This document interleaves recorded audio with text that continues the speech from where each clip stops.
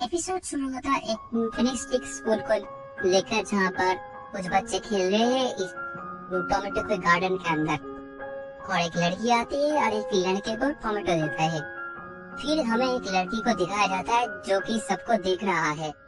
वहाँ पर एक लड़का आता है, उसे बोलता है तुम यहाँ पर क्या कर रहे हो, हम सबका क्लास शुरू हो चुका है। और लड़की रिप्लाई में बोलती है आज हम सबका एग्जाम है। पर यहाँ पर लड़का बोलता है आज तो नॉर्मल क्लास है। और क्लास के अंदर देखते एक रोबोट को जो कि बोलता है एग्जाम शुरू हो चुका है। इस रोबोट को देखने के समय ऐसा लग रहा है ये स्कूल एक फ्यूचरिस्टिक स्कूल है। फिर वो रोबोट बच्चों को हर एक क्वेश्चन देता है। फिर एक लड़के को दिखाया जाता है कि वो ड्राइंग कर रहा है फिश की। अब लड़की बोल रही है तुम तो बहुत अच्छी ड्राइंग करते हो। और लड़का कहता है जब मुझे वक्त मिलता है तब मैं ये सब करता हूँ।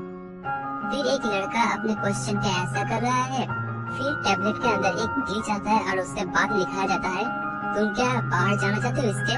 और लड़का सोचता है बाहर। उसके बाद सीन चेंज हो जाता है। फिर एक लड़का लड़की को दिखाया जाता है जो कि एक सुनसान जगह पर है। फिर इस एनिमी का नाम दिखाया जाता है टिंगुटू डायमंड। और इस जगह को दिखाया जाता है जो कि बहुत ज्यादा सुनसान है और वीरान है। और देखने में ऐसा लग रहा है कुछ हुआ था यहाँ पर। फिर मारू कहता है हम खजाने की तलाश में जा रहे हैं। और कीरू को बोलता है हाँ जरूर। और वो दोनों इस वीरान सी जगह पर एक अच्छा सा घर ढूंढ रहे हैं। फिर उन दोनों को एक घर मिलता है पर वो घर लॉक था। तो वो दोनों पीछे से जाकर एक शीशा तोड़कर घर के अंदर जाते हैं। और उस घर के जितने भी इम्पोर्टेंट सामान है वो दोनों खोजना शुरू कर देते हैं। और मारू को बोलता है मुझे टॉयलेट पेपर मिला है। और कारू को बोलता है बहुत अच्छे। और मारू को एक टॉयलेट ढूंढती है और वहाँ पर अच्छे से टॉयलेट करती है। और फिर वहाँ पर मारू को आ जाती है और कीरू को बोलती है तुम यहाँ पर क्या कर रहे हो, तुम यहाँ पर नहीं होना चाहिए। और मारू को बोलती है तुम्हें दरवाजा लगाना चाहिए था। फिर कीरू को बोलती है तुम देख नहीं सकते दरवाजा टूटा हुआ है। उसके बाद वो दोनों ऊपर के रूम पे जाते हैं और देखते हैं दो डेड बॉडी को देखते हैं। और कीरू को ये सब कुछ देखने के बाद बोलता है हमें किसी और घर के अंदर जाना चाहिए। फिर वो दोनों किसी और घर के अंदर जाते हैं और हमें पता चलता है कीरू को मारू की सिस्टर है। और उसकी सिस्टर बोलता है ये घर उतना भी बुरा नहीं है। और यहाँ पर उन लोगों को खाने के लिए ज्यादा कुछ नहीं मिलता, जितना भी कुछ मिलता है वो दोनों अपना खाना बना लेते हैं। उसके बाद जब वो दोनों खाना खाते हैं पर वहाँ पर उन दोनों को बिल्कुल वैसे लगता है एकदम बुरा है। फिर उन दोनों के बीच बहुत सारी बातें होती है। बोलती है तुमने क्या बनाया है। और उसकी सिस्टर बोलती है ठीक है मुझे माफ कर दो गलती हो गई। फिर रात होती है और वो दोनों सो जाते हैं। पर यहाँ पर हीरो को एक फोटो देख रही होती है और मारू कहती है ये क्या तुम्हारा बॉयफ्रेंड है। और उसकी सिस्टर बोलती होती है तुम अब तक सोए नहीं। वो कहता है नहीं मुझे नींद नहीं आती। और उसका भाई कहता है मुझसे पहले तुम सो जाते हो। फिर कीरो को बोलती है मैं किस तरह की बॉडीगार्ड हूँ, मुझे तो किसी का ख्याल भी रखना नहीं आता। फिर मारू कहती है मैं अपना ख्याल खुद रख सकता हूँ। फिर यहाँ पर कीरो को बोलती है ये मेरा दोस्त है और जब मैं इन लोगों से मिलूंगा तब मैं तुम्हें अपनी जगह पर छोड़ दूंगा और तब तक मैं तुम्हारे साथ रहूंगा, यही मेरा सबसे ज्यादा इम्पोर्टेंट काम है। फिर वो दोनों सो जाते हैं। बाद में एक डरावनी से सीन दिखाया जाता है जहाँ पर बहुत सारा काले बादल है और बहुत ज्यादा बिजली कड़क रही है। एक डरावना सा पक्षी आ रहा है और एक घर के ऊपर बैठता है और पूरी तरह से माहौल को देखता है। फिर सुबह होती है और वो दोनों निकल जाते हैं अपनी मंजिल के लिए और बीच में बहुत सारे बातें करते हैं। और वो दोनों एक मैप को देखकर चल रहे थे अपनी मंजिल की तरफ। और बीच में उस दोनों को कुछ लड़के रोक लेते हैं और कहते हैं एक लड़की, हम लोग पहली बार एक लड़की को देख रहे हैं। फिर मारू कहते हैं मैं एक लड़का हूँ। बाद में कारू को भी बोलती है मैं भी एक लड़का हूँ। फिर वो लड़का बोलता है अपना बैग रख दो हम तुम्हें स्वर्ग लेके जाएंगे। फिर कारू को एक बंदूक निकालती है पर उन लोगों को पता चल जाता है ये बंदूक नकली है। तो वो सब लोग मिलकर उन दोनों को पकड़ने के लिए चले जाते हैं। और मारू यहाँ पर बहुत अच्छे से फाइट करता है दो लड़कों के साथ। वो अकेले ही सबको धो देता है। फिर कीरो को अपना बंदूक चलाता है एक पुल के पास। फिर वो पुल गल जाता है और उन लोगों के ऊपर गिर जाता है। और फिर कीरो को बोलते तुम लोग हमें बोल रहे थे हेवन लेके जाओगे। फिर वो सब लोग एक हॉस्पिटल के अंदर आते हैं। फिर कीरो को यहाँ पर एक जनरेटर मिलता है जहाँ पर वो कोशिश करता है अपने बैटरी चार्ज करने के लिए। फिर वो लड़के बोलते तुम ऐसा नहीं कर सकते। फिर कीरो को बोलती है तुम लोगों ने हम पर अटैक किया और हम लोगों ने तुम पर भरोसा रखकर यहाँ पर आए, और अगर हम चाहे तो तुम्हें मार भी सकते हैं। हमें बस बैटरी चाहिए और हम यहाँ से निकल जाएंगे। फिर दो लड़के आते हैं और कहते हैं तुम लोगों को टोमेटो पसंद है, और कीरो को बोलते हैं हमारे लिए है। और वो लड़का बोलता है अगर तुम इस जगह को स्वर्ग मानते हो तो फिर जरूर। फिर वो लड़का एक मैप निकालता है, सब कुछ डिटेल्स बताना शुरू कर देता है। फिर वो लड़के कीरो को अपनी बैटरी देती है और कहता है तुम इस बैटरी का क्या करोगे, और कीरो को बोलती है ये मेरी बंदूक की बैटरी है। और सब लोग हैरान हो जाते हैं और कहते हैं ये क्या कह रहे हो, इसका मतलब अब तक तुम्हारे बंदूक में कुछ गोली नहीं थी और ऐसे ही तुम हमें सबको डरा रहे थे। फिर कीरो को बोलती है हाँ मुझे पता नहीं था मैं आखिरी बंदूक की गोली यहाँ पर वेस्ट करूंगा। फिर वो दोनों निकलते हैं और पीछे से वो लड़के बोलते हैं तुम ये ठीक नहीं किया, हम तुम्हें मारेंगे। फिर कीरो को अपने बंदूक निकालते हैं और उन लोगों को डराता है और हंसते हुए चले जाते हैं। और वो दोनों चलते हुए आ रहे थे और वो दोनों के बीच बातें होती है कि टोमेटो हेवन वो उतना बुरा नहीं था, और हंसते हैं। फिर से सीन शिफ्ट होती है उस स्कूल के अंदर टोमेटो की बगीचों के साथ। फिर एक लड़का कहता है तुम्हें ये टेस्ट कुछ अजीब नहीं लगा, और लड़की रिप्लाई करके बोलती है मुझे तो कुछ अजीब नहीं लगा।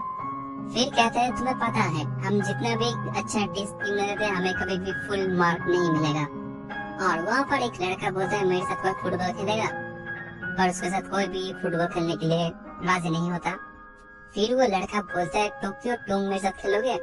बीच में लड़की बोलती है टोक्यो मेरे साथ कुछ बातें करेगा तो वो खेल नहीं सकता। फिर वो दोनों वहाँ से चले जाते हैं और वो लड़का स्कूल के ऊपर से कूदता है और नीचे आता है और एक लड़की के पास जाता है, और वो दोनों एक जगह पर आते हैं और लड़की बोलती है तुम टेस्ट के समय पर बाहर जाने की बात कर रहे थे। फिर वो लड़की बोलती है तुम्हें क्या लगता है इस दीवार के बाहर क्या है। वो दोनों ऐसा बात इसलिए बोल रहे थे क्योंकि उन दोनों ने कभी देखा नहीं कि दीवार के बाहर क्या है। मैं हर वक्त सोचता हूँ इस दीवार के बाहर क्या है। मुझे लगता है दो लोग आएंगे और मुझे बचाएंगे, और उन दोनों में से एक का चेहरा बिल्कुल तुम्हारा तरफ लगेगा देखने में। ऐसे में वो लड़का बेड से निकलता है और कहता है इस रूम के बाहर, इस स्कूल के बाहर, इस जगह से बाहर, और पीछे से उसे कोई पुकारता है। फिर टोक्यो उससे पूछता है इसके बाहर क्या है, और वो लड़की बोलती है इसके बाहर भी एक बाहर है। और फिर से सीन शिफ्ट होती है उन दोनों के बीच, और वो दोनों इतने चल रहे होते कि कीरो को थक जाती है और बोलती है मुझसे और नहीं चला जाता, ये बैग बहुत भारी है, मुझसे और नहीं चल पाएगा। फिर मारू उससे बैग ले लेती है और बोलती है चलो मैं इस बैग को ले रहा हूँ, तुम्हें हटना होगा। और कीरो को बोलती है तुम तो 15 साल के हो राइट, और मारू कहती है तुम कितने साल का हो, और कहता है मुझे लगता है 18 या फिर 20 साल का। और उसके बाद वो दोनों को फाइनली एक घर मिल जाता है रहने के लिए। फिर कीरो को उस मालकिन को अपना पैसा देती है और रहने के लिए जगह ले लेती है। फिर कीरो को एक बुक लेती है और देखती है उसके ऊपर उस लड़के का नाम है या नहीं, और उसे नहीं मिलता। फिर वो एक फोटो दिखाती है मालकिन को और बोलती है आप इसे जानते हैं, पर उस मालकिन को वो फोटो उसके बारे में कुछ नहीं मिलता। फिर कीरो को बोलती है आपने इस जगह को हेवन नाम दिया है, इसका मतलब क्या है। और मालकिन बोलती है क्योंकि जिस जगह पर, फिर मारू कहते हैं ये है हेवन, और हमें पता चलता है इस जगह को हेवन इसलिए बोलते हैं क्योंकि यहाँ पर नहाने के लिए बहुत अच्छी जगह है। और यहाँ पर कीरो अपनी कपड़े उतारती है और हमें दिखाया देता है उसकी शरीर के ऊपर बहुत सारे घाव के निशान हैं। देखने में ऐसा लगता है किसी ने पंजा मारा हो, और शीशे में अपने आप को देखता है। फिर वो शीशे के पास जाता है और अपने आप को किस करने लगता है। फिर वहाँ पर मालकिन आ जाती है जिसकी वजह से वो घबरा जाती है और गिर जाती है। और कीरो को बोलते ऐसे कुछ नहीं, बस मैं खुद से बातें कर रहा था खुद के साथ। और वो मालकिन बोलती है यहाँ पर शावर काम नहीं करता तो आप गर्म पानी का मजा ले सकते हैं। यहाँ पर बहुत सारे शैम्पू के बोतल है, आपको जो अच्छे लगे वो व्यवहार करें। फिर कीरो को देखती है यहाँ पर बहुत सारे शैम्पू के बोतल है। फिर उन दोनों का नहाना हो जाता है। कीरो की उसकी बाल सुखाने में मदद करती है। वहाँ पर कीरो की नजर पड़ती है एक गन के पर, और वो मालकिन से पूछती ये गन यहाँ पर क्या कर रहा है। और वो मालकिन बोलती है यहाँ पर एक मॉन्स्टर है जो कि रात के समय आसमान में उड़ता है। और वो दोनों हैरान हो जाते और बोलते हैं मॉन्स्टर, बहुत लोग उसे अलग अलग नाम से पुकारते हैं। वो बहुत बड़ा है और लोगों को खाता है और हम इसे मार सकते हैं। और वो मालकिन बोलती है गन का इस्तेमाल करके कोई फायदा नहीं, उसे कुछ नहीं होता। और कीरो को बोलती है मेरे पास एक गन है जो कि उसे मार सकता है और उस गन का नाम कीरो को बीन है। और मार्को बोलती है ये तुम्हारी बंदूक है, इसका मतलब ये नहीं तुम इसे जो चाहे वो नाम दे दो। फिर रात का खाना तैयार हो जाता है और वो दोनों आते हैं और वो लोग खाने के बाद बोलते हैं बहुत अच्छा है, क्योंकि उन दोनों ने इससे पहले इतना अच्छा कोई खाना नहीं खाया। फिर वो मालकिन बोलती है मुझे तुम दोनों से कुछ बातें करनी है, मुझे नहीं पता ये बातें कुछ इम्पोर्टेंट है या फिर नहीं, फिर भी मुझे तुमसे कुछ बातें पूछनी थी। उस मालकिन को लगता है इन दोनों के बीच कुछ चल रहा है और ये बात वो दोनों समझ लेते हैं और बोलते हैं आप कहना क्या चाहते हैं। और कीरो को बोलती है आप इसे देखिए ये मुझे सिस्टर बोलती है और हम दोनों का संपर्क इतना भी अच्छा नहीं है और हम लोग कोई डेटिंग भी नहीं कर रहे हैं। और यहाँ पर मालकिन थोड़ा सा शर्मा जाती है और बोलती है मुझसे गलती हो गई। फिर कीरो को बोलती है मैं टोक्यो से हूँ और नॉर्मल लड़की तरह हूँ, काम करता था। फिर मुझे कहा गया कि इस लड़के का ख्याल रखो और इस लड़के का बॉडीगार्ड बनो, ये बस मेरे लिए कुछ इम्पोर्टेंट नहीं है, मैं बस इसका ख्याल रखता हूँ। और ये सुनने के बाद मारुको बहुत ज्यादा उदास हो जाती है और मारुको सोने के लिए तैयार होती। फिर मारू अपना बिस्तर उससे थोड़ा सा दूर करती है और कीरो बोलती है तुम अपना बिस्तर इतना दूर क्यों लेके जा रहे हो, तुम मुझसे गुस्सा हो किसी बात को लेकर। और मारू चुपचाप सो जाती है। कीरो को बोलती है तुम आज बहुत जल्दी सो गए और लाइट बंद करते है। वो भी सोने के लिए जानता है और अचानक गिर जाती है और कहती है आज मैं बहुत से थक चुका हूँ, अजीब लग रहा है। फिर वो सो जाती है। फिर मालकिन को दिखाया जाता है जो कि अपनी बंदूक निकाल रही है और पूरा घर सुनसान है और अपना बंदूक रेडी कर बैठती है और बंदूक अपने पास रखती है और आसमान से वही मॉन्स्टर आ रहा है और सीधा उस मालकिन के सामने आ जाती है। और हमें दिखाया जाता है उस मॉन्स्टर को जो कि बहुत ही ज्यादा बड़ा है और चीख रहा है। फिर उसके चेहरे को दिखाया जाता है जो कि बहुत ही ज्यादा डरावना होता है। और यहाँ पर ये एपिसोड खत्म होता है। एपिसोड के शुरुआत में हम देखते हैं दो बच्चों को जो कि बाहर की दुनिया की बात कर रहा है कि बाहर की दुनिया कैसा है। फिर यहाँ पर एक बच्चा बोलता है मिमी यहाँ पर बाहर क्यों जाना चाहेंगे। वो लोग फिर से वो बच्चा बोलता है तुम उसे पसंद करते हो। वो लड़का कहते हैं हाँ। फिर उस लड़के के हाथ में पेन होना शुरू हो जाता है। फिर हम देखते हैं उसके हाथ पे घाव है। फिर वो लड़का बोलता है हाँ मैं ठीक हूँ और वो अपने रूम के अंदर चला जाता है। फिर टोक्यो दो लड़की को पीस लड़ते हुए देखता है और लड़कियां हंस कर चली जाती है वहाँ से। यहाँ पर टोक्यो को कुछ समझ नहीं आता। फिर वहाँ पर एक लड़की आती है, एक ड्राइंग दिखाती है और कहती है कोना ने मुझे ये दिया। फिर टोक्यो उस लड़की से बोलता है कोना ने मुझे कहा था ये देने के लिए। फिर वो लड़की बोलती है मुझे भी वो पसंद है इसलिए मैंने ड्राइंग लिया। फिर टोक्यो सॉरी बोलते हुए उससे चला जाता है। फिर टोक्यो आता है और उस लड़की को फेंक देता है और उसे बोलता है तुमने ये चीज मुझे क्यों दिया। फिर टोक्यो बोलता है तुमने मुझे प्रॉमिस किया था और वो लड़का बोलता है ठीक है मैं जो अगला बना रहा हूँ वो मैं तुम्हें दूंगा। टोक्यो बोलता है तुम जो बनाते हो मुझे बहुत ज्यादा पसंद है। फिर एक लड़का ऊपर से इन तीनों को देखता है। फिर वो लड़का नहा पे बाहर आता है, अपना फोन चेक करता है और देखता है मिमी ही ने मैसेज भेजा है और वो मैसेज कोई और नहीं उसके फोटो होता है। फिर टोक्यो को दिखाया जाता है जो कि अपने हर एक ड्राइंग को देखता है। फिर से सीन शिफ्ट होता है कीरो को ऊपर। फिर कीरो को पीछे से कुछ आवाज आता है तो वो पीछे घूमकर देखता है वो मॉन्स्टर है वहाँ पर। फिर वो बंदूक लेना चाहता है पर वहाँ पर नहीं था। फिर वो जल्दी से जल्दी मारू को उठाता है। फिर देखते वो दरवाजा लॉक है तो फिर वो बाथरूम के पीछे से निकलता है। फिर कीरो को बोलता है जब हम लोग सो रहे तब वो आया था। फिर हम लोग देखते कि मालकिन को जो कि अपने हाथ में बंदूक लेके आए हैं। फिर वो दोनों मालकिन को ढूंढ लेते हैं। फिर वो मालकिन बोलती है तुम दोनों अंदर जाओ, बाहर बहुत डेंजर है। फिर कीरो को बोलते हैं हमने आपको बताया हम उसे मारना चाहते हैं। फिर उन दोनों को वो नजर आता है और भाग जाता है। फिर हम देखते हैं वो आसमान से उठते हुए जाता है। फिर वो दोनों उसके पीछे जाना शुरू कर देते हैं। फिर अंधकार और ज्यादा बढ़ जाता है। फिर वो अपने टॉर्च से उसे ढूंढने की कोशिश करते हैं और धीरे धीरे सामने जाते हैं और ढूंढते हैं। फिर मारू गलती से गिर जाता है और बोलता मैं ठीक हूँ। फिर क्रू को पीछे से आवाज आती है और वो पीछे घूम कर देखता वो मॉन्स्टर वहाँ पर खड़ा है और हम लोग यहाँ पर देखते हैं उसकी मुंह पूरी तरह से चेंज हो चुका है। फिर वो दोनों सोचते हैं इसे कैसे हराएंगे। फिर वो मॉन्स्टर अचानक उन दोनों के ऊपर वार कर देता है और वो दोनों बच जाते हैं और वहाँ पर एक कार जो कि ब्लास्ट हो जाता है। फिर वो दोनों दूर से उसे देख रहे हैं और देखते हैं उस मॉन्स्टर के पंख पर आग लग चुका है। फिर वो दोनों सामने देखते हैं और नहीं है, और ऊपर से वो मॉन्स्टर आता है। फिर उन दोनों का पीछा करना शुरू कर देता है और वो दोनों भागना शुरू कर देते हैं और बच जाते हैं। फिर किरू को बोलते हैं मुझे बस एक मौका चाहिए अपने काम से उसे शूट करने का। और हम देखते हैं अंधकार थोड़ा सा कम होता है और वो दोनों प्लानिंग करते हैं कैसे मारेंगे, और पीछे से वो मालकिन आके बैठ जाती है। फिर यहाँ पर मारू एक टॉर्च लेकर उसे इशारा करता है और मॉन्स्टर उसे देख लेता है और धीरे धीरे उसके पास आता है। और यहाँ पर कीरो को एक गाड़ी के पीछे छुपा होता है उसे मारने के लिए सही वक्त पर। कीरो को यहाँ पर मारने नहीं चाह रहा था, पीछे से मालकिन उसे रोक लेता है और वो मॉन्स्टर बच जाता है। और मालकिन बोलती है भाग जाओ यहाँ से, और मालकिन बोलती है रुक जाओ ये मेरा बेटा है। और मालकिन बोलती है ये इसके अंदर मेरा बेटा है तो फिर ये मेरा बेटा हुआ। फिर कीरो को बोलता है तो फिर आप उन दोनों को नशा दिया जो कि हम सो जाए, और कहता है आपको पता नहीं ये इंसान को मारता है और खा लेता है, मुझे माफ करे, मुझे नहीं पता जो कि लोग उसे खा लेते हैं और वो बच जाता है। फिर वो मालकिन बोलती है पर वो मेरा बेटा है, और वो मालकिन बोलती है जब मुझ पर हमला हुआ था तब उसने मुझे बचाया था। फिर कीरू को बोलती है अगर इसमें कोई खतरा नहीं है तो भी इसे मारने का कोई फायदा नहीं।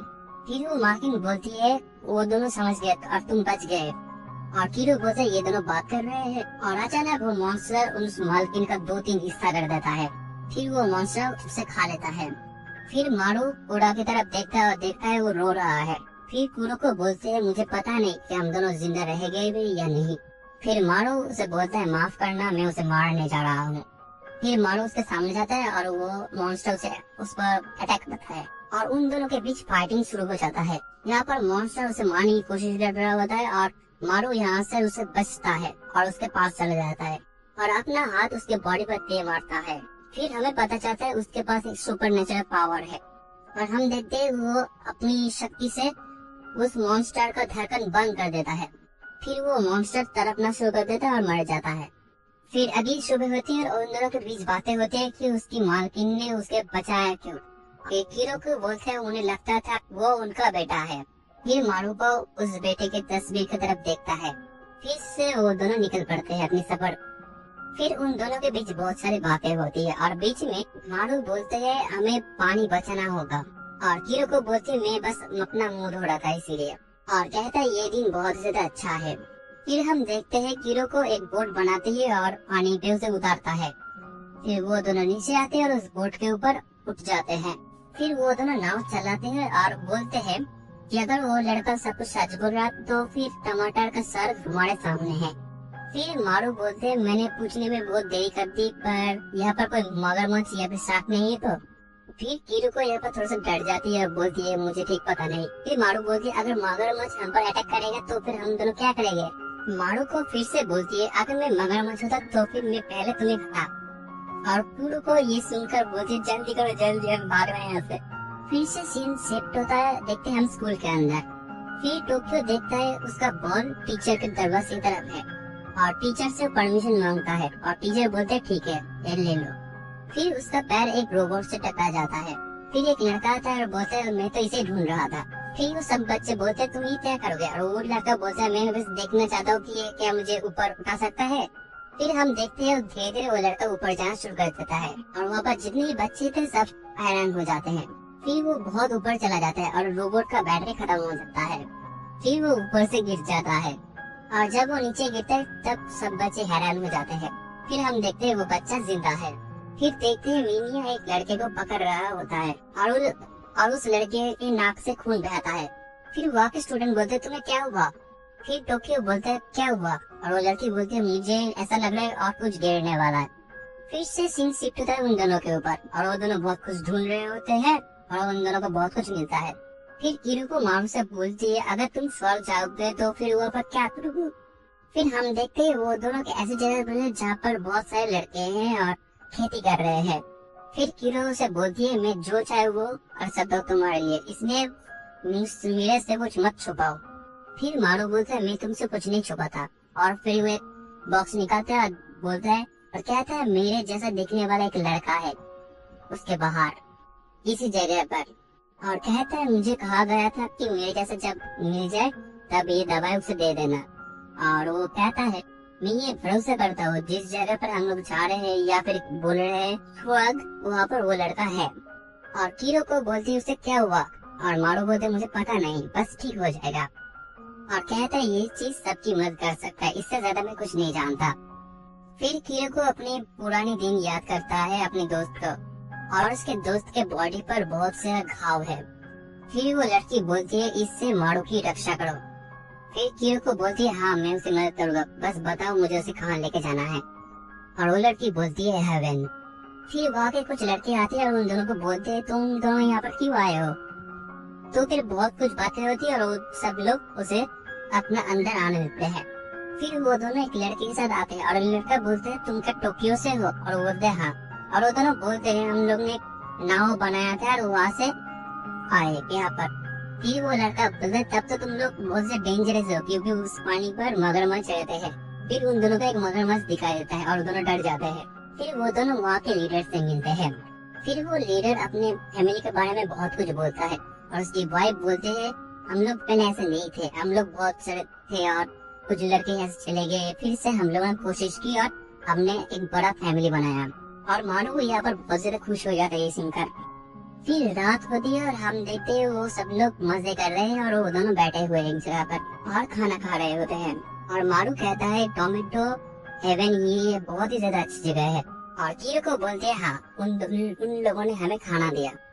फिर कीरो को यहाँ पर बोलती है मारू को जे उन लोगों को बिल्कुल भी पता नहीं चला कि तुम्हारे तरह कोई लड़का है या नहीं। और मारू कहता है सही में। फिर वहाँ का एक लड़का बोलता है तुम तो सीधे को कहा हो। और वो लड़का यहाँ पर कीरो की बात कर रहा है और कीरो बोलता है आप गलत है। और वो लड़का बोलता है मेरे पास आपका फोटो है। फिर वो लड़का एक फोटो निकालता है और बोलता है ये क्या सच बात है कि आपने एक रेस पे हार गए तो फिर अपने भाई को मार दिया। फिर मारू उस लड़के से फोटो लेता है और देखता है वो फोटो देखने में एकदम है। और वो बोलता है फोटो देखने में एक तरह हो सकता है पर वो एक नहीं है। और फिर मारू यहाँ पर गुस्से में उसे बोलता है तुम गलत लड़के को पकड़ रहे हो। फिर वो लड़का सॉरी बोलता चला जाता है और मारू का नजर किसी और चीज के ऊपर पड़ता है। फिर हम एक निशान को देखते हैं और वो उसे बोलता है आपको देखने में जानी पहचानी नहीं लगती। और कीरो को बोलते हैं मुझे नहीं लगता। और मारू बोलते समझ गया ये यहाँ पर है। और फिर कीरो को उसे एक पंच मारता है और बोलता है किसी की पैर मत छूना। फिर मारू उसे अपनी बंदूक दे वो दिखाता है वो निशान। फिर कीरो को उस लड़के से बोलता है ये बक्सा आपको कहाँ से मिला। फिर वो लड़का बोलता है ये बक्सा आया था टोक्यो से, शिप से। फिर वो लोग बोलते हैं आप टोक्यो जा सकते हैं शिप से। वो बोलते हैं हाँ। और कीरो को बोलते हैं हमें ये ढूंढना पड़ेगा। फिर वो दोनों प्लानिंग करते हैं कि जहाज से टोक्यो जाएंगे। फिर सीन चेंज होता है जहाज की तरफ, जबकि वो दोनों बैठे होते हैं और बहुत सारी बातें करते हैं। फिर मारू बोलते हैं हमें हेवन ढूंढना बंद कर देना चाहिए और मैं तुम्हारे साथ खेत पर रहना चाहता हूँ। फिर कीरो को बोलती है हाँ दिन पर खेती करना और रात में मजे लेना, ये बस एक बेवकूफ का झुंड है। फिर मारू बोलती है मेरा ये कहना नहीं है और कहता है मैं तुम्हारी मदद कर सकता हूँ और कहता है आई लाइक यू। और कीरो को यहाँ पर हैरान हो जाती है और कीरो को यहाँ पर शर्मा के बोलते हैं इस जगह पे इस तरह की बातें बिल्कुल भी अच्छा नहीं होगा। फिर मारू बोलती है मैं सीरियस हूँ, मुझे बस इसका जवाब चाहिए। फिर मारू उसे किस करने की कोशिश करता है और वो करने नहीं देती। फिर मारू उसे माफी मांगता है और कीरो को उसे कुछ बताती है खुद के बारे में। कहता है हाँ तुम सोच सकते हो कि मैं पागल हूँ पर मैं कोशिश करता हूँ कि तुम समझ सको मेरी बात। और कहता है मेरा बॉडी लड़कियों का है पर मेरा दिमाग एक लड़के का है, तो फिर मैं एक लड़का हूँ। और मारू कहता है क्या। फिर यहाँ पर ये एपिसोड खत्म होता है। एपिसोड शुरू होता है हम देखते हैं 5 साल पहले का सीन दिखाया जाता है जहाँ पर बहुत सारे कार एक साथ रेस कर रहे हैं और हम देखते हैं इस रेस में कीरिको भी है और सब लोग कीरिको को चेयर कर रहे हैं जीतने के लिए। और रेस शुरू हो जाता है। हम किसी और तरफ देखते हैं कुछ बच्चे एक लड़के के पीछे भाग रहा होता है और फिर से रेस को दिखाया जाता है और फिर से उस लड़के को दिखाया जाता है और उस लड़के का नाम होता है हारुकी। और 2 लड़के हारुकी को मार रहे होते हैं और कहते हैं इसे मारना पड़ेगा, इसने हम दोनों को देख लिया। वहाँ पर रोबिन आता है और उसे एक लात मारता है और हारुकी बोलता है ये सब लोग फेक टिकट बना रहे हैं। उसने दोनों को मार दिया होता है, एक के सिर पर लात मार रहा होता है। और रोबिन यहाँ पर हारुकी को बहुत कुछ बोलता है जैसे कि उन लोगों ने तुम्हें डराया तो फिर तुम ना डरते हुए उसे फाइट किया, बहुत अच्छी बात है। और कहता है तुम अगर अपने ओपोनेंट को देख रहे हो और कुछ नहीं कर रहे हो तो फिर वो हार जाता है। और रोबिन कहता है अगर तुम्हें मुझसे कुछ चाहिए तो फिर तुम जरूर मांग सकते हो। और यहाँ पर हारुकी बहुत खुश हो जाता है। फिर वो घर आता है और वहाँ पर वो बोलता है कि ये जैकेट उसने रोबिन ने दी है मुझे, और उसके दोस्त बोलते हैं ये देखने में बहुत अच्छा लग रहा है। फिर वहाँ पर हारुको की सिस्टर आ जाती है। फिर वो अपनी सिस्टर से पूछती है रेस कैसा था, और उसकी सिस्टर रिप्लाई में बोलती है तुमने नहीं देखा, मैं हार गया। और हारुकी बोलता है तुम चोट तो नहीं लगी, और हारुकी कहता है तुम्हें बहुत सेफ्टी से ये काम करना चाहिए था, वरना अगर तुम्हें कुछ हो जाता तो। और उसकी सिस्टर बोलती है हाँ ठीक है, मैं समझ गया। और वहाँ पर एक लड़की बोलती है मैंने अपना कैमरे को ठीक किया, चलो इस कैमरे से एक फोटो खींचते हैं। और किरिको बोलते हैं मेरा और डॉक्टर के साथ एक फोटो खींचे। फिर वो दोनों फोटो खींचते हैं। फिर डॉक्टर चला जाता है और हारुकी की दोस्त उसे बोलता है मैंने सुना है कि ये डॉक्टर उस मॉन्स्टर के ऊपर रिसर्च कर रहा है और ह्यूमन के ऊपर भी रिसर्च कर रहा है। रोबिन इस चीज के बारे में फिलहाल जान रहा है, यही बेहतर होगा किरिको उसके पास ज्यादा ना जाए। और रात होती है और हम देखते हैं किरिको बोल रहा है हारुकी को तुम्हें ठंड लग रही है। और किरिको उठते हैं और हारुकी के पास आता है और हारुकी बोलते हैं तुम सच में यहाँ सोना चाहती हो। फिर भागने की आवाज सुनाई जाती है और फिर हारुकी कहता है ये सब क्या हो रहा है। और रोबिन बोलता है हमें मॉन्स्टर देखने को मिला है, तुम्हें आने की कोई जरूरत नहीं, तुम सो जाओ। फिर रोबिन उन लोगों के साथ चला जाता है और किरिको बोलता है तुम कहाँ जा रहे हो। और हारुकी बोलता है मेरे पास गन है, मैं उन लोगों की मदद करने के लिए जा रहा हूँ। और हारुकी वहाँ से चला जाता है और किरिको कहता है ये मेरे लिए हेवन जैसा था। फिर सुबह होती है, हम देखते हैं हारुकी यहाँ पर प्रैक्टिस कर रहा होता है और दो लड़के आते हैं और उसे पूछते हैं तुमने इसी गन से आखिरी बार उसे मारा था, रोबिन की बात। और रोबिन उसे कहता है तुम्हें यहाँ पर आने की कोई जरूरत नहीं, यहाँ पर डेंजर है। और हारुकी कहता है मैंने उसे गुस्सा दिला दिया था। फिर रोबिन के बारे में बहुत कुछ कहता है और उसे याद आता है उसकी सिस्टर की रेस की टाइम हो चुकी है, तो फिर वो टाइम देखता है और वहाँ से निकल जाता है। फिर रेस का ट्रैक दिखाया जाता है जहाँ पर रेडी को बहुत ज्यादा तैयारी कर रहा है अपनी जीत के लिए। और हारुकी ऊपर से देख रहा होता है दूरबीन से और उसे कुछ आवाज आती है, तो फिर वो पीछे मुड़कर दूरबीन से देखता है। फिर वो ध्यान से देखता है, उसे दिखाई देता है एक मॉन्स्टर। फिर वो जल्दी से जल्दी सबको बताने की चाहता है और वहाँ पर रेस शुरू हो जाती है और वो बता नहीं पाता सबको, तो इसीलिए वो अकेला चला जाता है मॉन्स्टर से लड़ने के लिए। फिर वो अपने गन को लोड करता है और रेडी हो जाता है मारने के लिए।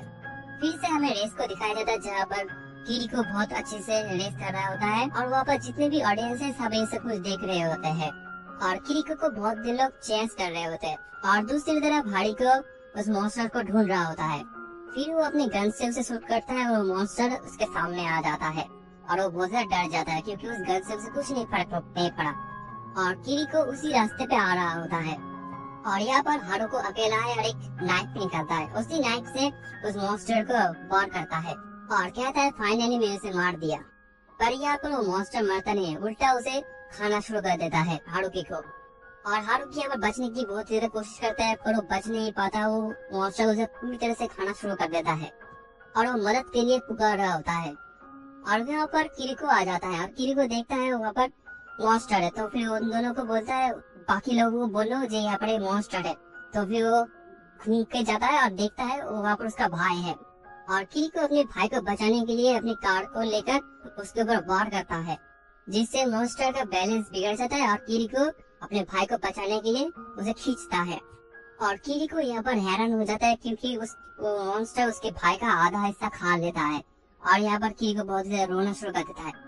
और हमें ये दिखाई देता है देख रहे हैं हारुकी यहाँ पर जिंदा है, वो अपने सिस्टर को देख रहा होता है और वहाँ पर एक गन की आवाज आती है।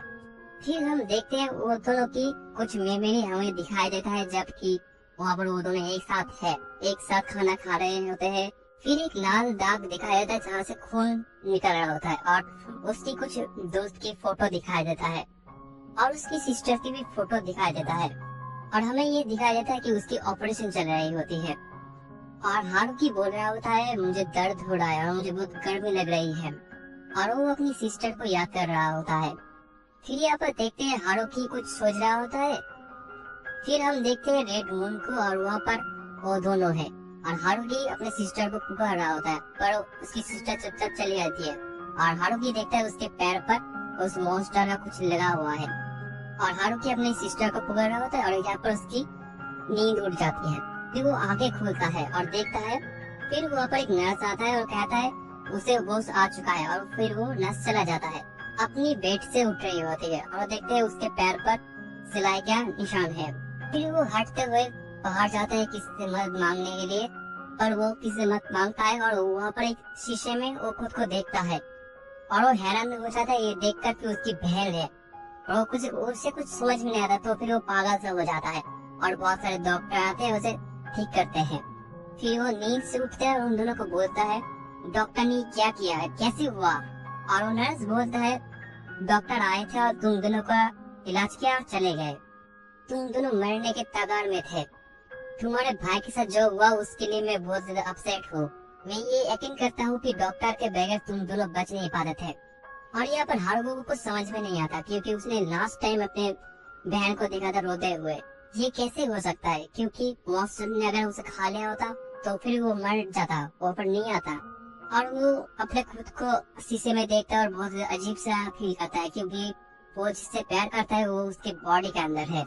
और जब उसकी सिस्टर की बॉडी ठीक हो जाती है तो फिर वो उस बॉडी को यूज करना शुरू कर देता है। फिर वो वहाँ से निकल जाता है और कहता है रॉबिन को पता है डॉक्टर क्या कर रहा है ये सब कुछ।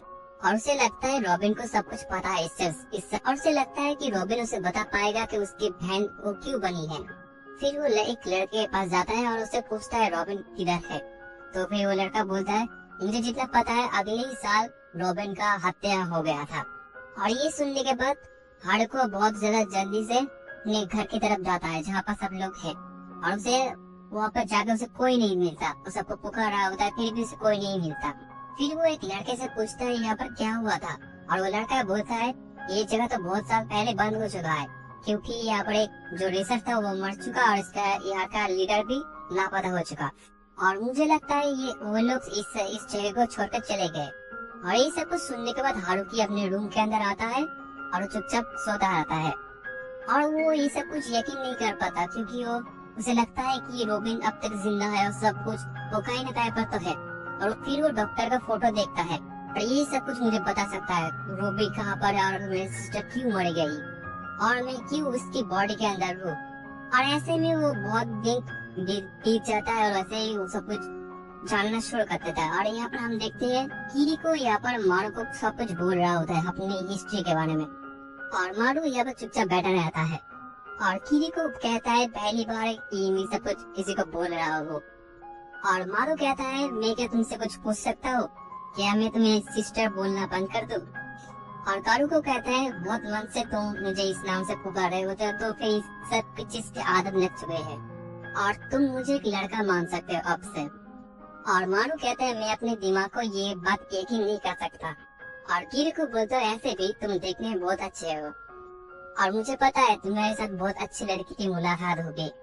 और किरीको बोलता है ऐसा इसलिए क्योंकि हम दोनों लड़के हैं। और फिर मारू उसे पूछता है रोबिन के बारे में और किरीको बोलता है हम रोबिन के साथ ही बड़े हुए हैं और रोबिन को एक फैमिली पसंद है, पर वो मेरा करीबी दोस्त भी है और वो बहुत ही ज्यादा अच्छा है। और मारू को यह थोड़ा सा बुरा लगता है और किरीको बोलता है हम दोनों लड़के हैं ऐसे मत सोचो। और मारू कहता है तुम्हें क्या लगता है जब तुम ये सब बात किसी को और को बोलते हो और उसके अंदर का फीलिंग क्या होता है। और किरीको बोलता है तुम्हें अच्छी नींद की जरूरत है जिससे तुम्हारा दिमाग ठीक हो जाएगा। और मारू कहता है मैं बस चाहता हूँ जब मैं जागूं तो फिर ये सब कुछ एक सपना हो। और पीछे से उन दोनों को एक आवाज आती है और वो लड़का उन दोनों को बोलता है शीशे के बाहर कुछ है। फिर किरीको मारू को बोलता है कैप्टन को बताओ अच्छे से देखने के लिए। और मारू की पर हैरान हो जाता है और कीरो उसके पीछे देखता है और किरीको पीछे देखता है एक मॉन्स्टर जो उन लोगों को देख रहा है। और यहीं पर ये एपिसोड खत्म होता है। एपिसोड शुरू होता है और हम देखते हैं वो मॉन्स्टर उन तीनों को देख रहा होता है और किरीको कहता है सबको बता दो कि यहाँ पर एक मॉन्स्टर है। किरीको कैप्टन से बोलता है मॉन्स्टर इस शिप के ऊपर अटैक करेगा तो फिर जल्दी से स्पीड बढ़ाओ। और कैप्टन कहता है क्या कह रहे हो तुम। और यहाँ पर वो मॉन्स्टर मारू के पास आता है। फिर किरीको अपनी गन से उस मॉन्स्टर के ऊपर शूट करता है पर उस मॉन्स्टर को कुछ नहीं होता। फिर सीन चेंज होता है। टोक्यो कोकू के पास आता है। कोकू को बोलता है चलो बेबी देखते हैं। टोक्यो को समझ में नहीं आता तो फिर वो उसका पीछे करना शुरू कर देता है। फिर वो दोनों दीवार के पास आ जाते हैं और कोको वहाँ पर एक जंप मार के दीवार के ऊपर चढ़ना शुरू कर देता है। और कोको पहुंच भी जाता है उसे बोलता है तुम भी आ जाओ। और टोक्यो कोशिश करता है दीवार पे चढ़ने की पर वो दीवार पे चढ़ नहीं पाता।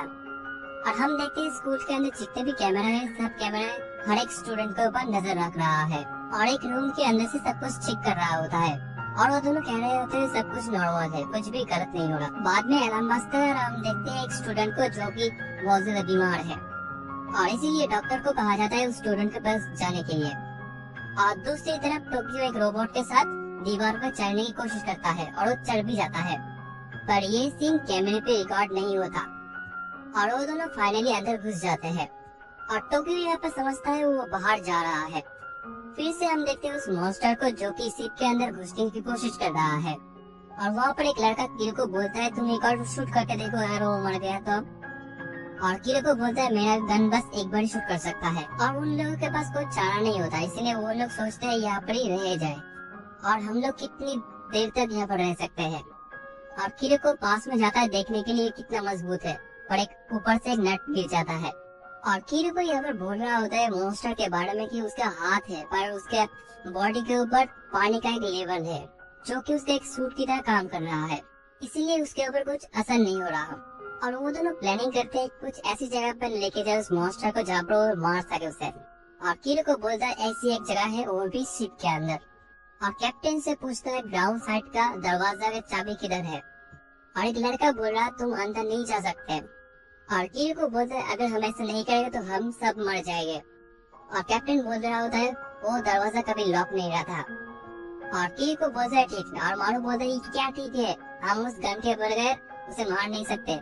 और किरो को बोलता है हमारे पास मारू टच है और मारू कहता है क्या, और किरो को बोलता है तुम उसे मारोगे टच करके और मारू डरते हुए बोलता है तुम्हारे पास कोई प्लान नहीं है और वो मॉन्स्टर शिप के ऊपर आ जाता है और किरो को उसे पुकार रहा होता है यहाँ पर आओ और मॉन्स्टर किरो को देखता है और उसे पीछे करना शुरू कर देता है और वो दोनों जल्दी से भागना शुरू कर देते हैं और वो दोनों शिप के नीचे आ जाते हैं बहुत सारे बॉक्स के अंदर और वो दोनों बॉक्स को पार करते हुए जाते हैं सामने और पीछे से वो मॉन्स्टर आता है बॉक्स के साथ टकराते हुए और वो दोनों नीचे का दरवाजा खोल देते हैं और अंदर चले जाते हैं और नीचे बहुत ज्यादा अंधकार होता है और बहुत सारा बॉक्स होता है। फिर वो मॉन्स्टर भी उसके अंदर आ जाता है। मारू को फाइनली डोर मिल जाता है पर वो डोर खुलता नहीं था। मारू उस दरवाजे को खोल नहीं पाता है और किरो को बोल रहा होता है तुम्हें दरवाजा खोलने की कोई जरूरत नहीं है और मारू कहता है क्यों।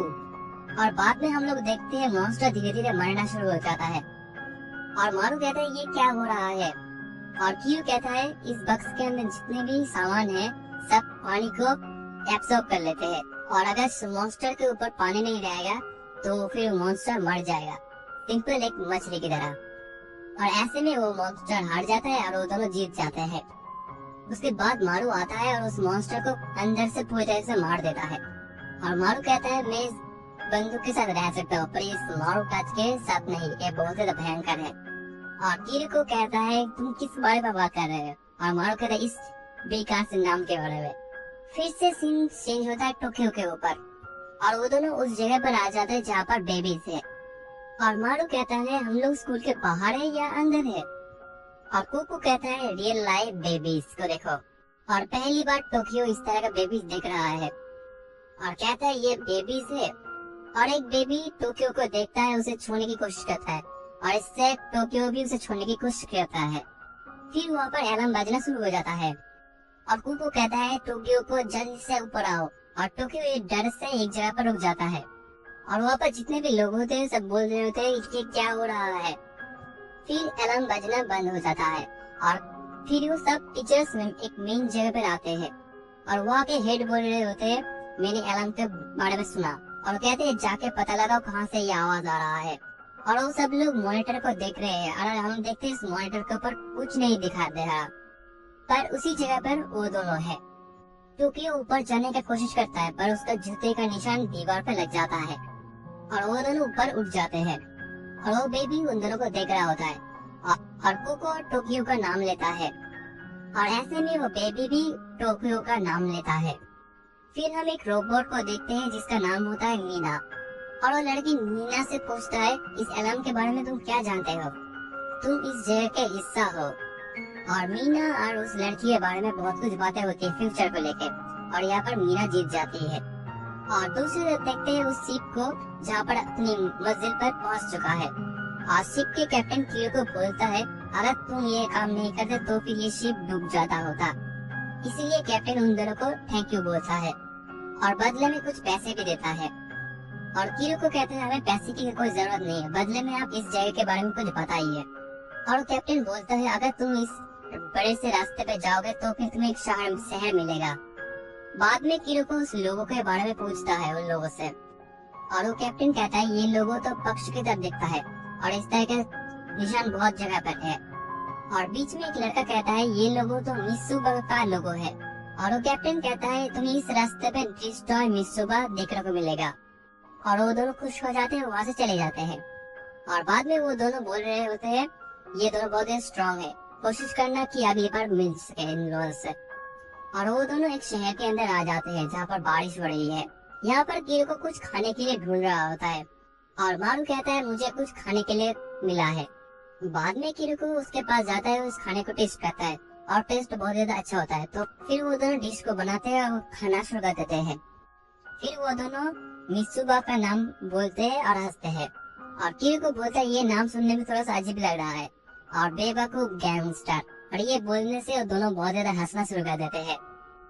फिर से सीन शिफ्ट होता है उस स्कूल की तरफ और शिहिरो यहाँ पर बहुत ज्यादा परेशान होता है तस्वीर को लेकर, और वो कुछ भी काम ठीक से नहीं कर पा रहा। और बाद में उन लोगों का क्लास खत्म हो जाता है और शिहिरो उस लड़के को लेकर चला जाता है और ये सब कुछ टोक्यो देख रहा होता है। और शिहिरो यहाँ पर मियामी को बोलता है तुमने उस फोटो के बारे में बोलता है, पर मियामी को कुछ पता नहीं चलता उस फोटो के बारे में। और उन दोनों के बीच बहुत सारी बातें होती हैं पर यहाँ पर मियामी को कुछ भी समझ में नहीं आता वो क्या कह रहा है। और ये सब बात टोक्यो सुन रहा होता है। फिर सुनने के बाद वहाँ से निकल जाता है और हमें बहुत सारे स्टूडेंट को दिखाया जाता है और टोक्यो को भी दिखाया जाता है जो कि बहुत ज्यादा उदास है। बाद में वो अपने दोस्त के पास आता है और कहता है तुम जल्दी से ठीक हो जाओ, मुझे तुम्हारे साथ खेलना है। और उसका दोस्त टाकियो को पास बुलाता है और उसका दोस्त ताकियो को किस करना चाहता है, पर वहाँ से ताकियो चला जाता है और ताकियो भाग रहा होता है। कोना उसे देख लेता है और ताकियो एक जगह पर आकर रुक जाता है और कोना कहता है ताकियो तुम्हें कुछ हुआ है। ताकियो यहाँ पर कोना से बहुत कुछ बोलता है कि ये बहुत ज्यादा डरावना है, ये डरने की बात नहीं है, किसी को प्यार करना ये बिल्कुल भी डरने की बात नहीं है। और कोना कहता है किसी दिन तुम भी किसी को छूओगे और वो भी तुम्हें छुएगा और ये इससे घबराने की कोई जरूरत नहीं है। टोक्यो यहाँ पर शर्माते हुए बोलता है मैं चाहूंगा ये तुम हो। और कोना यहाँ पर हैरान होकर बोलता है हाँ मैं भी यही चाहता हूँ। और टोक्यो यहाँ पर समझ जाता है। बाद में रात होता है और टोक्यो बहुत ज्यादा खुश होता है ये सब कुछ सुनने के बाद। और बीच में एक रोबोट उसे बोलता है ताराओ को आपका दोस्त आपको पुकार रहा है। और टोक्यो जल्दी से अपने दोस्त के पास जाता है और ताराओ कहता है हम दोनों को अकेला रहना है, इसलिए डॉक्टर कहता है हम लोग बाहर जा रहे, अगर कुछ हो जाए तो हमें जरूर बताना। फिर वो डॉक्टर चले जाते हैं और ताराओ कहता है मेरा हाथ पकड़ो। ताराओ को टोक्यो को बोलता है मुझे बिल्कुल भी अच्छा नहीं लग रहा यहाँ पर। और टोक्यो कहते हैं ऐसे मत कहो। और तारा को टोक्यो को बोलता है मेरी बात सुनो, तुम्हें यहाँ से भागना होगा, ये जगह बहुत ही ज्यादा खतरनाक है। और यहाँ पर ये एपिसोड खत्म होता है। फिर शुरू होता है हम देखते हैं शहर को जहाँ पर बहुत सारे इंसान रह रहे हैं। और उसी के बीच कीरू को एक शॉप के अंदर जाता है और एक टेप लेकर वो बोलता है इस टेप को चलाओ। और वो लड़का बोलता है अगर ये टेप ठीक है तो फिर ये बहुत ज्यादा कीमती है। तो इसीलिए कीरू को बहुत ज्यादा हैरान हो जाता है ये देखने के लिए चल रहा है या नहीं, पर वो नहीं चलता। और दूसरी तरफ मारू गेम खेल रहा है और गेम ओवर हो जाता है और देखते हैं वहाँ पर कुछ गुंडे आए उसे मारने के लिए। और मारू कहता है अगर आप जिस लड़की से प्यार करते हैं अगर वो लड़का हो जाए तो कैसे होगा, आप लोग सोच सकते हैं। और वो लोग बहुत से सोचते हैं और गुस्से में आ जाते हैं और बोलते हैं ये क्या बक रहे हो तुम लोग। और वो गुंडा मारू को पकड़ लेता है और मारू एक घूसा मारता है उसके नाक पे और एक और लात मारता है मुंह पर और वो गिर जाता है। और सब लोग बोलते हैं ये क्या किया तुमने, उससे माफी मांगो। तो फिर इसलिए मारू उससे माफी मांग जाता है और सामने से एक और लड़का लात मार देता है उसके मुंह पर और उसका दांत टूट जाता है। तो इसी वजह से वो बहुत गुस्से में आ जाता है, सबको मार पीट करना शुरू कर देता है और वो लोग डर के मारे बाहर आ जाते हैं। फिर भी वो मारू मारता है उसे। फिर मारू गुस्से की नजर से एक लड़के को देखता है और लड़का डर जाता है और भागना शुरू कर देता है। और उसी के बीच कीरू को आके एक मुंह पे एक लात मारता है उसका। और कीरू को बोलता है मारू से मारू तुम ठीक हो, तुम्हें कुछ हुआ तो नहीं। बाद में वो देखता है मारू का एक दांत टूट चुका है। तो फिर बोलते हैं ये कैसे हो, तुमने क्यों किया। और मारू कहता है इस सुबह कोई बात, फिर से ये ग्रो हो जाएगा। और कीरू को बोलते हैं ऐसा नहीं हो सकता क्योंकि तुम बड़े हो चुके हो। फिर वो दोनों वापस चले जाते हैं जहाँ पर वो दोनों रुके गए। और बाद में हम देखते हैं मारू अपनी कहानी बता रहे वो कैसे क्या हुआ, जहाँ पर वो एक बड़े कमरे में रहता था बहुत सारे बच्चों के साथ। और उसे बहुत ही ठंड और बहुत ही भूख लगी थी और भी बहुत सारे बच्चे थे और धीरे धीरे सब लोग चले गए थे और वो अकेला था। और ऐसे में उन लोगों ने अपना एक ग्रुप बनाया और उस ग्रुप में देखता है कि वो उन लोगों का जो देखभाल करता था वो लड़का मरा हुआ है एक जगह पर। फिर हम लोग उस ग्रुप के पार्ट बन गए। हमारे को वहाँ पर एक किलर के साथ काम कर रहा था, धीरे धीरे बड़ा होता गया और फिर मैं मिकुरा के साथ पलट गया और उसने सिखाया था ये मॉन्स्टर को कैसे मारे, मतलब हीरो को। हीरो को बोलता है तुम उसे लड़की की तरफ देखते थे? और मारू कहता है बिल्कुल भी नहीं, वो बस एक अगला व्यक्ति था जिसका मैं बात सुनता था। और हीरो को बोलते है कुछ प्यार व्यार हुआ था? और मारू को बोलता है क्या कह रहे हो? और मारू को बोलती है ऐसे भी जब भी वो मेरी तरफ देखती थी मुझे नहीं लगता कि वो मुझे ह्यूमन की तरह सोचती है। और हीरो को बोलते तुझे पता है उस जगह का नाम क्या था? और मारू कहता है मुझे ज्यादा कुछ पता नहीं, मुझे बस इतना पता था कि वो जापान था। और कहता है मेरा जीवन बस एक सबका बातें सुनना होता है, ऐसा ही। और हीरो को बोलता है नाटक मत करो। और मारू को बोलता है मैंने ये कहानी बहुत बार सुनाया, तुमने क्या समझा? और हीरो को बोलते अगर तुम ये बार बार करोगे, बार बार बताओगे तो फिर तुम्हें कुछ नोटिस होगा कि कुछ याद आएगा। और हीरो को बोलते अगर बुक की बातें हो रही है तो फिर तुमने देखा है अगले कमरे में कितने सारे बुक है। और मारू को कहता है चलो क्यों ना उस सब बुक को बेच देते हैं। और हीरो को बोलते जब तुम सो रहे थे तब मैंने बहुत सारे किताब पैक करके रखा है। और हीरो को बोलते हैं अगर तुम बुक पढ़ोगे तो फिर तुम्हें बहुत कुछ ज्ञान होगा, वो बहुत ही अमूल्यवान है। और मारू एक न्यूज़पेपर पढ़ता है और बोलता है चलो हम लोग क्यों ना एक साथ शॉपिंग करते हैं। और हीरो को बोलता है ऐसा नहीं हो सकता क्योंकि तुम्हारे मुंह पे जो निशान है उसके हिसाब से सब कुछ पता चल जाएगा और तुम लोगों के साथ लोग मारपीट हुए वो सब कुछ तुम्हें देख लेगा और वहाँ पे बहुत ज्यादा गड़बड़ी हो जाएगी। और ऐसे में हीरो को चली जाती है और हीरो को बाद में एक जगह पर अपना बैटरी चार्ज कर रही है, एक मैप देख रही है और उसी के बीच वो लड़के आते हैं जिसके साथ पार्टी फाइट हुई थी। और ये चीज हीरो को देख लेती है और बीच में हीरो को अपनी बचपन के बात में सोचता है जहाँ पर रॉबिन उन लोगों को बहुत कुछ बता रहा होता है। फिर वो सुनता है उन लोगों के बातों को, बोलता है हमने हर जगह पर देख लिया पर उसे कभी वो लड़का। और उन लोगों के अंदर एक बोलता है हम लोग 8 थे फिर भी उसने हम सबको हरा दिया कैसे? मेरी लिटिल मारू बहुत ज्यादा स्ट्रॉन्ग है। और कहता है मेरी मारू, मैं इसके ऊपर उतना गर्व क्यों कर रहा हूँ, मैं तो बस उसका एक बॉडीगार्ड हूँ। एक बार उसे मिल गया जिसकी वो तलाश थी तो फिर मैं फिर से अकेला हो जाऊंगा। ऐसे ही उदास होकर वो रूम के अंदर आती है और देखती है रूम का दरवाजा खुला है। फिर वो रूम के अंदर आती है और बोलती है मारू मारू तुम कहाँ पर हो? और देखती है मारू कहाँ पर नहीं है और बहुत ज्यादा हैरान हो जाता है और डरना शुरू कर देता है। ऐसे में हर जगह पर मारू को ढूंढना शुरू कर देता है और बाद में वो बाहर आके चिल्लाना शुरू करता है मारू तुम कहाँ पर हो? और बहुत ज्यादा डर जाते हैं और बीच में मारू आ जाती है और बोलती है क्या हुआ? और हीरो को बोलता है तुम उस रूम के अंदर कर क्या रहे थे? और मारू सहमति है, बोलता है मैं बस यूजफुल बुक देख रहा था जो कि काम में आए। और हीरो को पीछे से जाके उस रूम को देखती है और एक मैगजीन को देखती है और बोलती है आप समझ में आया तुम एक। और कहता है तुम इस मैगजीन को यूज कर रहे थे। और मारू कहता है यूज मतलब मैं बस उसे देख रहा था। और मारू कहता है सिस्टर तुम्हें क्या हुआ है? और हीरो को बोलते हैं मुझे कभी नहीं सोचा था मैं इस तरह से घबरा होगा, मैं जब आया तब तुम ये नहीं थे, प्लीज ऐसा कभी मत करना ऐसा।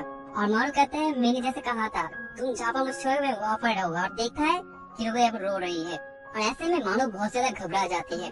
और मारू को बोलता है ठीक है मुझसे गलती हुई है मुझे माफ कर दो। और कहता है जब मैं तुम्हें अपना कहानी बता रहा था तब मुझे लगा कि मेरी कहानी से ज्यादा बुरा तुम्हारा है। हीरो को बोलती है मैं कुछ हार्ट सा महसूस कर रहा हूँ। और मारू बहुत ज्यादा यहाँ पर शर्मा जाती है और मारू कहता है ये मेरी गलती नहीं है, ऐसा हो जाता है। और हीरो को हंस रही है। फिर रात होती है और मारू यहाँ पर अब न्यूज़पेपर के बारे में बोल रहा होता है कि मैंने उस पढ़ा देखा कि रोबोट उन लोगों की घबराहट होती है और इंसान के पास बहुत ज्यादा समय था फिर भी उन लोगों ने अपना ख्याल रखना बंद कर दिया। फिर उन लोगों ने अपना नियम बनाना शुरू कर दिया एक दूसरे के ऊपर।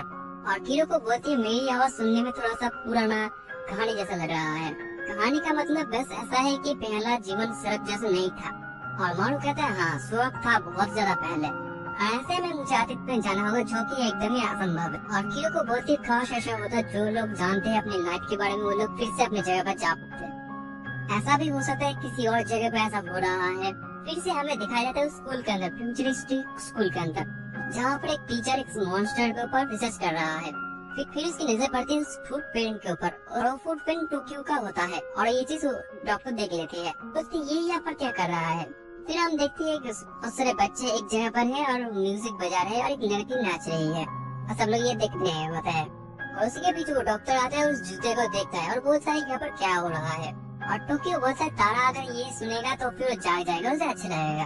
और बोलते हैं वहाँ पर क्या हो रहा है। और टोक्यो बोलते है जब तारा ठीक था तब इस चट्टान को वो उठा सकता था। और वो लड़का बोलता है ये बस उसे उठा नहीं सकता था, वो उसे उस जगह पर रखता था। और डॉक्टर बोलते तारा बहुत ज्यादा स्ट्रॉन्ग है। और ताको बोलता है मैं भी ये कर सकता हूँ। फिर हम बाद में देखते डॉक्टर के रूम के अंदर तारा मर चुका है। और सुबह सुबह रोबोट सबको बोलना शुरू कर देता है ना ब्रेकफास्ट के पहले सब एक जगह पर आ जाए। और कहता है लास्ट नाइट तारा मर चुका है। और ये सुनने के बाद टोक्यो बहुत हैरान हो जाता है। फिर हम देखते हैं सब लोग मिलकर टोक्यो के पास फूल रख रहे होते हैं और सब लोग रो रहे होते हैं। और बाद में डॉक्टर टोक्यो को लेके एक रूम के अंदर चला जाता है और सब लोग चुपचाप खड़े रहते हैं। और टोक्यो बोलता है असुरों का भी क्या यही बीमारी था। और फिर हम देखते हैं वो असुरों के बारे में सोच रहा है और वो उसने फांसी ली थी उसके आंखों के सामने। और कहते हैं हाँ मैं भी, मुझे भी लगता है। और लड़की बोलती है मीना से कि हम इसके अंतिम संस्कार कर सकते हैं। और रोबोट बोलती है हमने पहले ले चुके जो भी हमें चाहिए। फिर वो लड़की बोलती है ये दूसरी बार है जब कोई बच्चा मरा है। और एक लड़का बोलता है कोई भी ये बोल नहीं सकता कि असुर आत्महत्या करेगी। और वो लड़का बोलती है असुर कोई नॉर्मल नहीं था, वो बहुत ही अलग था। फिर वो लड़की बोलती है हम ही जिम्मेदार है असुर की मृत्यु के लिए। सब लोग असुर के बारे में बहुत ज्यादा बुरा भला बोल रहे थे। बोलते थे असुर का जन्म ही बहुत ही अजीब था और उसी के बगल में ताराओं का कब्र।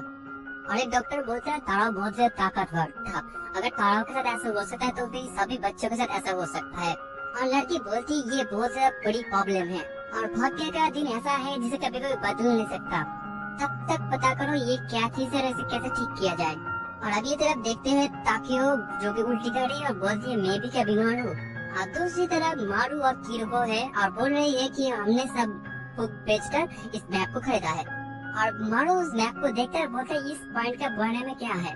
और किरुको बोलता है उस लड़के ने मुझे कहा कि इस जगह पर बहुत से अच्छी पानी है। और मारू फिर देखता है एक जगह पर 100% सेफ वाटर है और ये देख के बहुत ज्यादा हैरान हो जाता है और कहता है अगर ये जगह इतनी अच्छी है तो फिर वो स्वर्ग जैसी होगी। और किरुको बोलता है उसने बस ऐसे कहा। और ऐसे में उन लोगों को कुछ आवाज आती है तो इसलिए किरुको मारू को बोलता है चुप रहो, मुझे कुछ सुनाई दिया। फिर अचानक दरवाजा खटखटाना शुरू हो जाता है और दोनों घबरा जाते हैं। वो दोनों सोचते हैं ये वो लड़की है जिसके साथ उस मारू की फाइट हुई थी। फिर किरुको बोलता है सुनने में ऐसा लग रहा है कि एक आदमी है, हम लोग इसे संभाल लेंगे। और बीच में एक लड़का बोलता है मुझे पता है तुम दोनों अंदर हो। और कहता है मैं तुम्हारे साथ जहाज पे था।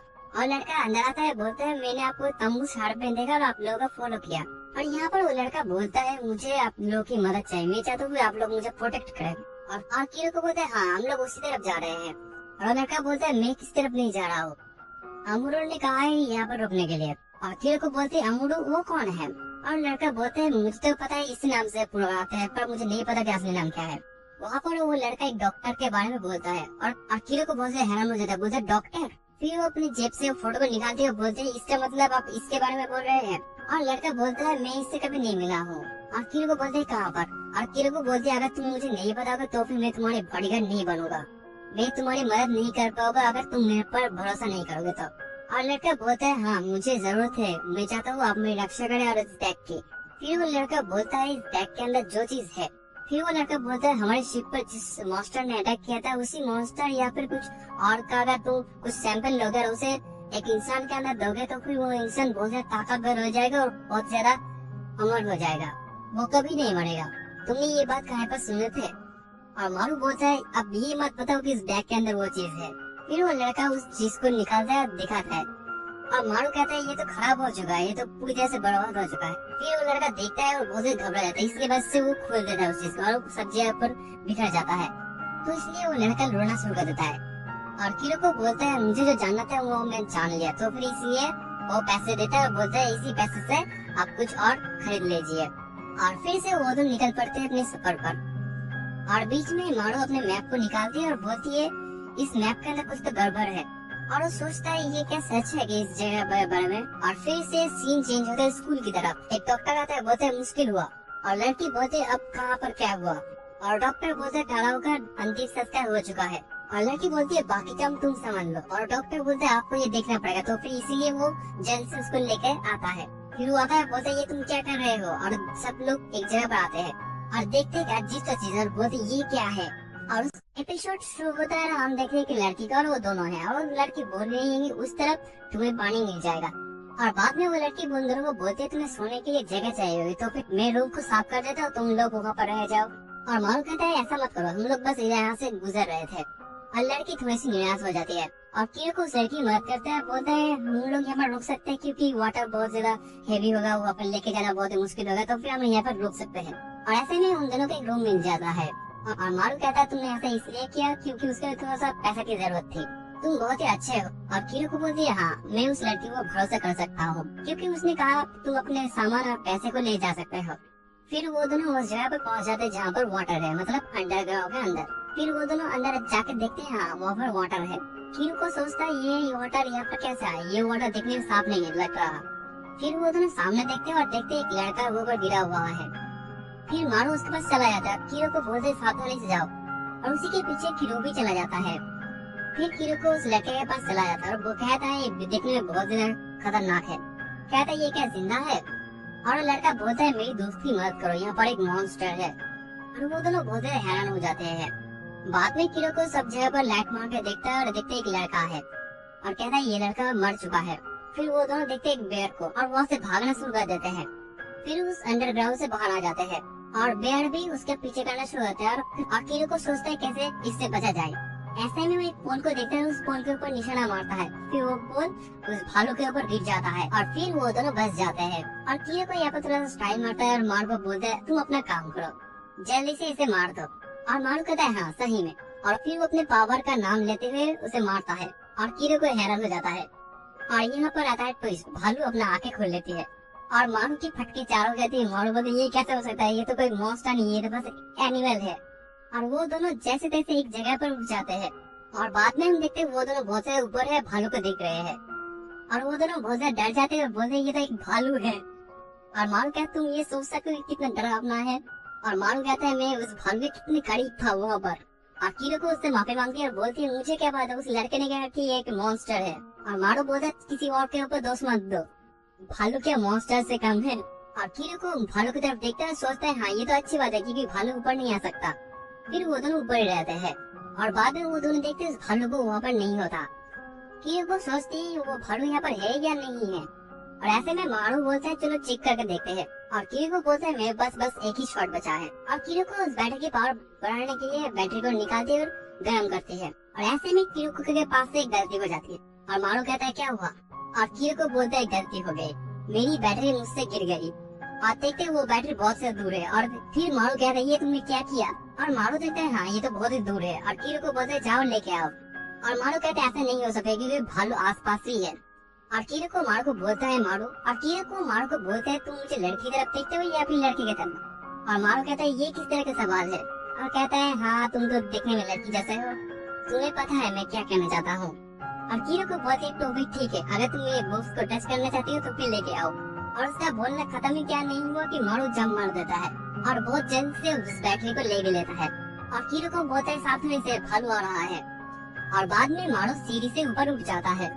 फिर मारू कियोको को बैटरी देती है और कियोको मारू को बोलता है मारू मैं ऊपर तो आ गया पर मैं नीचे नहीं जा सकता, तो फिर तुम बंदूक को लो और नीचे जाओ और उस भालू को मार दो। और इसी प्लान के साथ कियोको मारू को बंदूक दे देता है। और मारू कहता है एक बात कहने दो, तुम जिस तरह से शूट करते हो उस तरह से मैं शूट नहीं कर सकता, तुम्हारे शूट करने का अंदाज बहुत ही ज्यादा अच्छा है। और कियोको बोलता है तुम्हें सच में ऐसा लगता है। और मारू कहता है हाँ तुम बहुत ज्यादा अच्छा शूट करते हो, तुमने जिस तरह से पुल पे शूट किया था और एक और इंसान के हाथ पे शूट किया था उस तरह से कोई और नहीं कर सकता। और कियोको बोलते है सच में मैं मददगार हूँ। और मारू कहता है हाँ तुम बहुत ज्यादा मददगार हो। और कियोको यहाँ पर बहुत ज्यादा खुश हो जाती है और सोचती है रॉबिन की सब उस बातें को जो बोल रहा था कि तुम मददगार नहीं हो सकते, तुम कुछ कर नहीं सकते, पर वो बहुत कुछ कर सकता है। और ऐसे में वो एक नया प्लान बनाता है और प्लान ये होता है कि वो दोनों नीचे उतरेगा और जब भालू आएगा तब कियोको उस गन के साथ उसे मार देगा उस भालू को। और ऐसे में सबसे पहले मारू नीचे आता है और कियोको भी बाद में आता है। और मारू कियोको पकड़ लेती है और भालू देख लेती है और उसके पास मारने के लिए चला आता है। और कियोको वहाँ पर अपने बंदूक चलाती है और ऐसे में वो भालू मर जाता है वहाँ पर। और कियोको वापस हो जाती है और बाद में देखते मारू उसके पास आया है। और कियोको बोलता है तुम यहाँ से क्यों नहीं चले गए। और मारू कहते है मैं तुम्हारे बगैर कैसे जा सकता हूँ, तुम्हारा प्लान क्या यही था। और कियोको हंसती हुए उसकी तरफ देखती है, मैं बस देख रहा था ये गन चलती है या नहीं, और ये बैटरी चार्ज भी हो गई वो भी तुम्हारे लिए। और ऐसे में एक लैप का पोज देती है और मारू कहता है क्या कह रहे हो, चुप रहो। फिर वो घायल लड़का उस लड़के के पास आता है और लड़की बोलता है ये क्या ठीक हो जाएगा। और वहाँ पर वही लड़के थे जिस लड़के के साथ मारू की फाइट हुई थी। और वो दोनों बोलते वो दो लड़के कहाँ पर है जिसने इस लड़के को बचाया है, और लड़की बोलती है उन दोनों ने अपना नाम नहीं बताया। और ये सब कुछ कीरो को ऊपर से देख रही होती है। फिर उन दोनों के बीच उस मैप को लेके बातें होती है कि वो मैप एक ट्रैप था। कीरो को यहाँ पर पूरी तरह से श्योर होता है कि हाँ वो बस एक जहाँ पर सब लोग फंस जाते हैं। ऐसे में मालूम रहता है हम लोग किसी के ऊपर भरोसा नहीं कर सकते ऐसे ही। और बाद में कीरो को बोलते जाओ सो जाओ, हम दोनों को बहुत आराम की जरूरत है। क्या हुआ, उस लड़की ने हम दोनों के लिए 2 रूम रखा है तो फिर अपने रूम के अंदर जाके सो जाओ। और मारू कहता है तुम कुछ भूल नहीं रहे हो। और कीरो को बोलती है क्या, और मारू कहता है तुम अपने प्रॉमिस के बारे में भूल रहे हो। और उसकी तरफ अजीब से देखता है। मारू कहता है मैं ये काम अपने रिस्क पर किया हूँ, तुम्हें ये बात पता है। और कहता है मुझे तुम्हारी बुक्स को छूने दो। और बाद में हम देखते हैं कीरो को अपनी सिस्टर की फोटो मुंह के सामने रखते हुए बोलता है कि ये करना गलत बात है, अगर तुम ऐसे करोगे तो फिर तुम बहुत ज्यादा बुरे हो।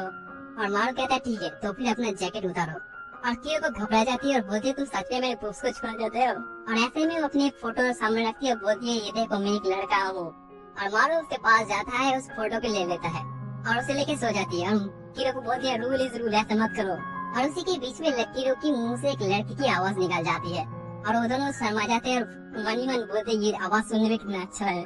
और बाद में वो होटल की लड़की आती है और बोलती है तुम दोनों ये यहाँ पर ये काम नहीं कर सकते, देख नहीं लगा यहाँ पर लिखा हुआ है ये गंदे काम करना मना है। तो फिर इसलिए वो लड़की मारू को लेके चली जाती है। और बाद में वो लड़की मारू को लेके आती है और मारू रोती है। और लड़की बोलती है मेरे बारे में क्या सोचते हो। और वो लड़की बोलती है $8 या फिर वो गन दे दो मुझे। और ऐसे में मारू को समझ में आता है कि हाँ जब वो चले गए तब वो लड़की सब कुछ देख रही थी। और लड़की मैंने देखा तो क्या हुआ, मैंने तो कुछ नहीं किया तो उससे क्या प्रॉब्लम बनता है। और ऐसे में वो लड़की अपने कपड़े उतारना शुरू कर देती है और मारू यहाँ पर बहुत ज्यादा घबरा जाता है। और ऐसे में ही वो लड़की मारू की हाथ पकड़ लेती है और अपने चेस्ट पे रखती है। और बाद में मारू को एहसास होता है कि हाँ वो उसकी हार्ट को पकड़ सकती है। तो ऐसे में वो अपने हाथ को हटा लेती है और बोलती है सिस्टर सिस्टर यहाँ पर जल्दी आओ। और लड़की बोलती है क्या कर रहा है। उसी के बीच कीरो आ जाती है और कीरो को बोलती है मारू तुम्हें क्या हुआ है। और मारू जिस पोज में बैठा होता है उस पोज को देख के कीरो को बहुत ज्यादा हैरान हो जाता है और बोलता है तुम क्या कर रहे हो। और बाद में मारू भी ये ख्याल करता है कि हाँ वो कर क्या रहा है। और ऐसे में सोच सकते हो कि मारू बेचारा कुछ बोल नहीं पाता, क्यों कुछ भी बोल नहीं पाता, वो करना क्या चाहती है। और ऐसे उसकी इज्जत लूट जाता है। और फिर से सीन शिफ्ट होता है उस फ्यूचर स्कूल के अंदर। और रोबोट टोक्यो को बोलता है तुम देखने में थकान से लग रही हो तो फिर यहाँ पर कुछ देर के लिए सो जाओ। और ऐसे में टोक्यो वहाँ पर कुछ देर के लिए सो जाता है। और बाद में वो नोटिस करता है उसके सामने कोई खड़ा है। और ऐसे में वो उठता है और पर्दे को हटाता है और देखता है वहाँ पर कोई नहीं है। और फिर से टोक्यो को उस लड़की का पैर दिखा है, वो बहुत ज्यादा डर जाता है। और उसे बाद में नोटिस आता है कि हाँ ये कोई और नहीं असुरा है जो कि हवा में उड़ रहा है। और लड़की टोक्यो से पूछता है तुम किस चीज में अच्छे हो। और टोक्यो कहता है तुम कहना क्या चाहते हो। और ऐसे में वो लड़की गायब हो जाती है।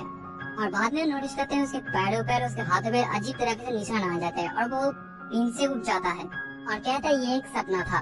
और बाद में डॉक्टर आता है और बोलता है तुम कैसे फील कर रहे हो। और वो डॉक्टर उस जूते की तरफ देखता है और डॉक्टर कुछ नोटिस करता है। और फिर से सीन चेंज होता है और मारू और कीरो को उस लड़की से माफी मांग रही होती है। और लड़की खुश होकर बोलती है कि इसने मेरे साथ कुछ भी नहीं किया तो इसलिए मैं उसके ऊपर गुस्सा नहीं हूँ। और मारू उसके पैर पकड़ लेती है और बोलती है थैंक यू। और ऐसे में वो तीनों बहुत ज्यादा बातें में लड़की बोलती है मैं किस तरह से पैसे कमाता हूँ और तुम लोग ये देख रहे हो तो फिर बोलने की कोई जरूरत नहीं।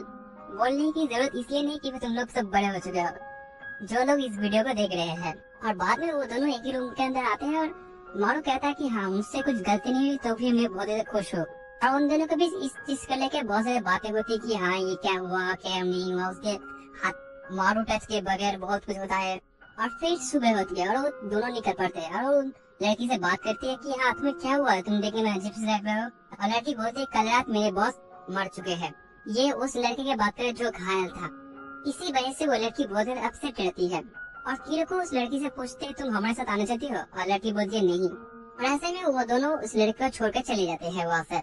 और मारू बीच में बोलती है कि ऐसा भी कोई लड़का इम्पोर्टेंट हो सकता है, अगर मैं भी ऐसा जीवन जीता तो भी मेरे साथ भी ऐसा हो सकता था।